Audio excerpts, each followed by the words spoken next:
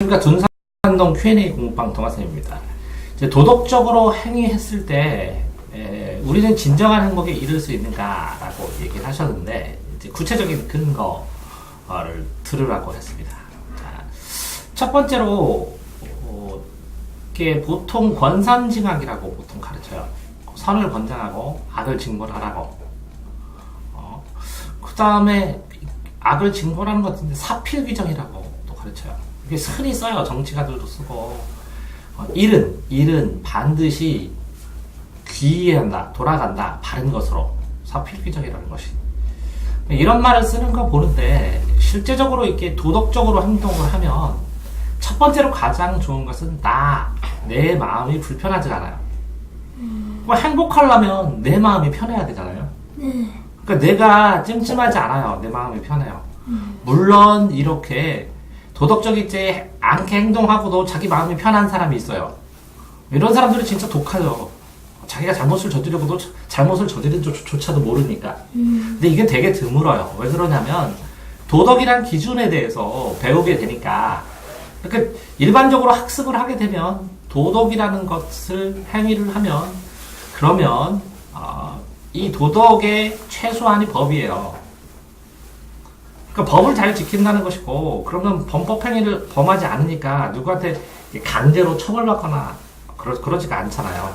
그 다음에 법을 최대한 확장을 하면 도덕이 되는데, 어쨌든 도덕을 잘 지키면 법을 잘 지킨 것이 되고, 그러면 법을 잘 지켰으니까 누구에게 강제로 처벌받을 수 있는, 강제로 규약되지 않으니까 자유를 보장할 수가 있고, 그 시스템 안에서, 도덕 규범 규칙 안에서 자유로울 수가 있죠. 그러면, 자, 내가 마음이 편하고 자유로울 수 있고, 그다음 네 번째로, 자, 도덕적인 사람하고 도덕적이지 않은 사람이 있어요.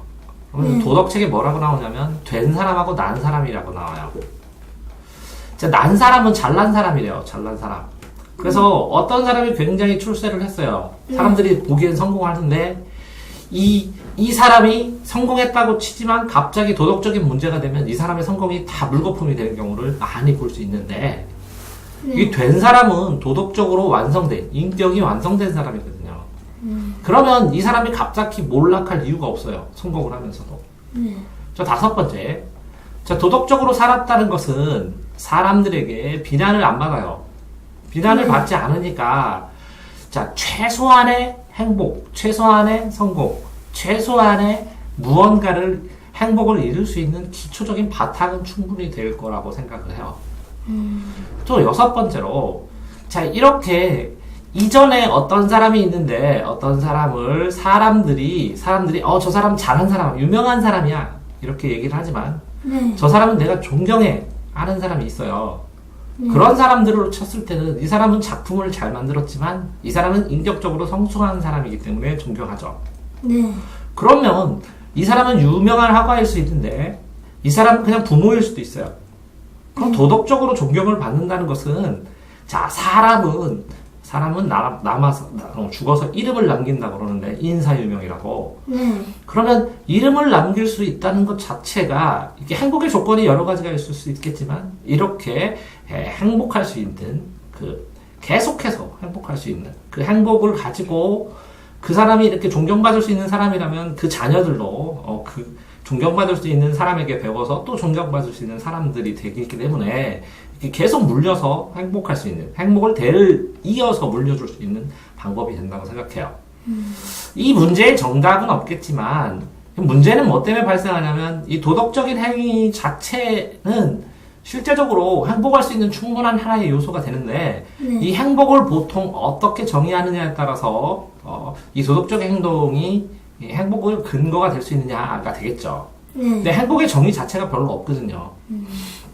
근데 너무나 많아서 없는 거나 마찬가지죠. 근데 저는 행복을 다행이라고 생각해요. 다행. 마늘 따자의 행. 이렇게 생각하는데, 자, 다행이다. 불행이 아니라 다행이다. 그럼 불행은 뭐냐? 도덕적이지 않은 상황에서 발생할 가능성이 더 크다는 거죠. 도덕적이면, 그죠? 다행일 가능성이 더 많죠.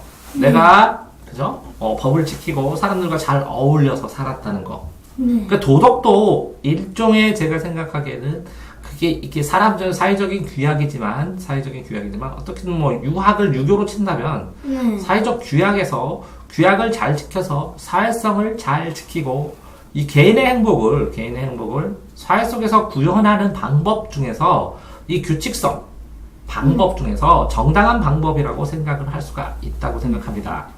그래서 최소한 행복을 어떻게 잡느냐에 따라 다르겠지만 적어도 도덕적인 것, 도덕을 배우고 도덕을 해야 된다는 이유는 행복의 바탕을 만드는 행복에 이르는 정당한 방법, 그래서 마땅하다, 정당하다, 합당하다 하는 방법에 대한 사회에서 공인된 방식으로 이 개인이 사회 속에서 자아를 실천하는 방법이라고 생각합니다. 그래서 도덕적 행위를 했을 때, 그쵸? 행복에 이를 가능성이 크다는 거죠.